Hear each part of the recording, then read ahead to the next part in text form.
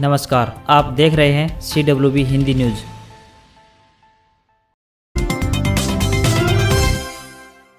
चौधरी चरण सिंह हरियाणा कृषि विश्वविद्यालय के कुलपति प्रोफेसर BR काम्बोज ने प्रदेश के किसानों को सलाह देते हुए कहा है कि इस मानसून के समय बारिश के चलते कपास की फसल में जल प्रबंधन बहुत जरूरी है, नहीं तो फसल खराब होने का अंदेशा लगा रहेगा। उन्होंने कहा कि अधिक बारिश होने से फसल से पानी की निकासी अवश्य करनी चाहिए। साथ ही उन्होंने कहा कि अगस्त महीने में जिन किसानों ने फसल में खाद नहीं डाली है वे जमीन के बत्तर आने पर 1 बैग DAP, 1 बैग यूरिया, आधा बैग पोटास व 10 किलोग्राम जिंक सल्फेट 21% वाली प्रति एकड़ के हिसाब से डाल दें ताकि फसल अच्छी खड़ी रहे। कुलपति ने किसानों को सलाह देते हुए कहा कि रेतीली मिट्टी में खाद की मात्रा 2 बार डालें।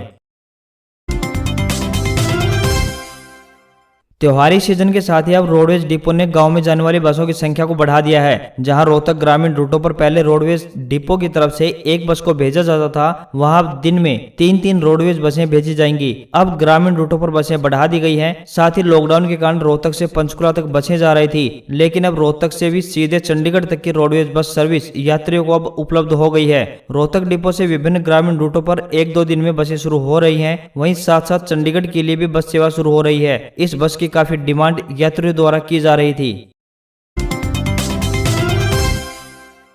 हरियाणा राज्य चुनाव आयुक्त धनपत सिंह ने बताया कि विधानसभा चुनाव की मतदाता सूची के अनुसार ही पंचायती राज चुनाव की मतदाता सूची तैयार की जाएगी। इसी मतदाता सूची को ही वार्ड वाइज वितरित किया जाएगा। सिंह पंचायती राज संस्थाओं के होने वाले आगामी चुनाव के संबंध में नारनौल में अधिकारियों की बैठक को संबोधित कर रहे थे। इस दौरान उन्होंने अधिकारियों को चुनाव संबंधी तैयारियों के लिए आवश्यक दिशा निर्देश जारी किए। उन्होंने स्पष्ट किया है कि इन भावी चुनाव में मतदाता सूची में नाम दर्ज करवाने से पहले नागरिकों को पहले अपना नाम विधानसभा सूची में दर्ज कराना होगा। इसके बाद वे पंचायती राज संस्थाओं के होने वाले चुनाव मतदाता सूची में अपना नाम दर्ज करवा पाएगा। उन्होंने बताया कि किसी भी उम्मीदवार का सही नाम उसके शैक्षणिक सर्टिफिकेट में दिए गए नाम के आधार पर ही सही माना जाएगा।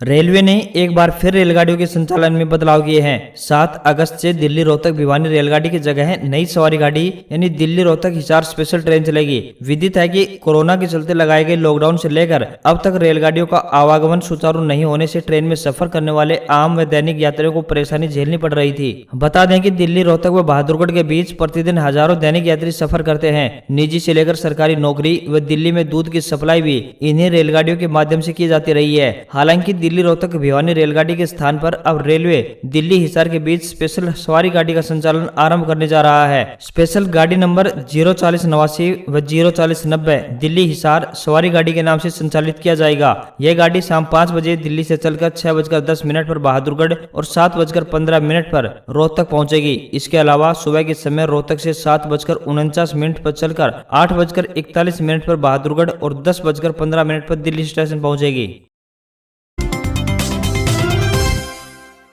पहले हरियाणा विद्यालय शिक्षा बोर्ड तथा बाद में CBSE द्वारा 12वीं कक्षा का परिणाम घोषित किए जाने के बाद अब उच्चतर शिक्षा के लिए महाविद्यालयों की दौड़ शुरू हो गई है। उच्चतर शिक्षा विभाग द्वारा महाविद्यालयों में दाखिलों को लेकर शेड्यूल जारी कर दिया है। अंडर ग्रेजुएट कक्षाओं में 12 से 20 अगस्त तक ऑनलाइन रजिस्ट्रेशन होगा। 13 से 22 अगस्त तक ऑनलाइन डॉक्यूमेंट की वेरिफिकेशन की जाएगी। वहीं पहली मेरिट लिस्ट 23 व 24 अगस्त को तैयार की जाएगी और 25 अगस्त पहली मेरिट लिस्ट जारी की जाएगी। 25 से 28 अगस्त तक पहली लिस्ट में आने वाले छात्र अपनी फीस जमा करवा सकेंगे। इसके बाद दूसरी मेरिट लिस्ट 30 अगस्त को जारी की जाएगी और इस मेरिट लिस्ट में आने वाले छात्र 30 व 31 अगस्त को अपनी फीस जमा करवा सकेंगे। अन्य बची सीटों के लिए 1 सितंबर को एडमिशन पोर्टल दोबारा रजिस्ट्रेशन के लिए खोला जाएगा।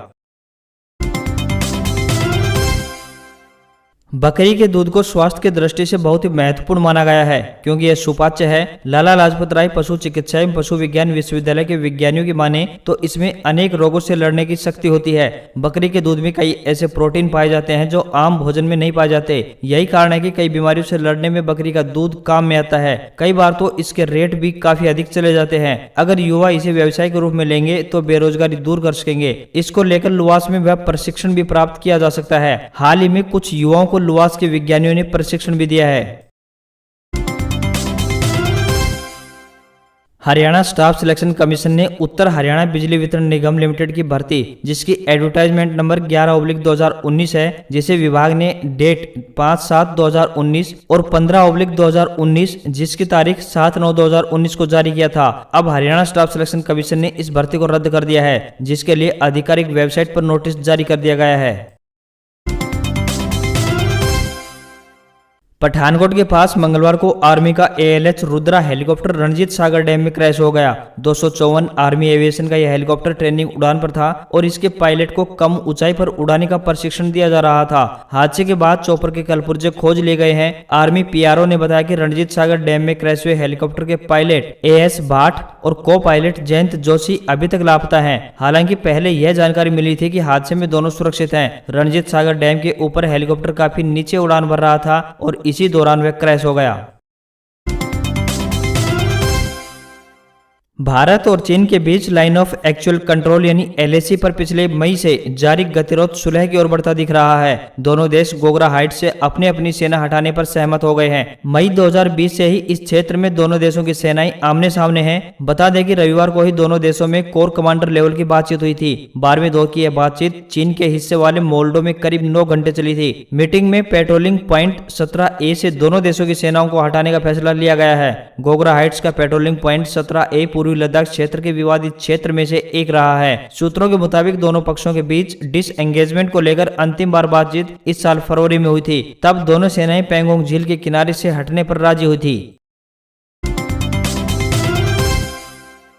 साल 2001 में भारत की संसद पर हमले सहित कई आतंकी हमलों का मुख्य साजिशकर्ता आतंकी मसूद अजहर पाकिस्तान में है। मीडिया रिपोर्ट्स के अनुसार आतंकी संगठन जैसे मोहम्मद का प्रमुख अजहर बहावलपुर की पौष कॉलोनी में रह रहा है। उसका एक ठिकाना उस्मानो मस्जिद के पास तो दूसरा ठिकाना जामिया मस्जिद सुभान अल्लाह में बताया जा रहा है। यह इलाका घनी आबादी वाला है। एक रिपोर्ट के मुताबिक आतंकी के घर की सुरक्षा में हथियारबंद सुरक्षा कर्मी तैनात रहते हैं। उसके घर के आसपास बैरिकेडिंग की गई है। इसमें यह भी दावा किया गया है कि उसे सुरक्षा के मद्देनजर घनी आबादी वाले इलाके में रखा गया है ताकि अलकायदा आतंकी लादेन की तरह उसके खिलाफ हमला न हो पाए।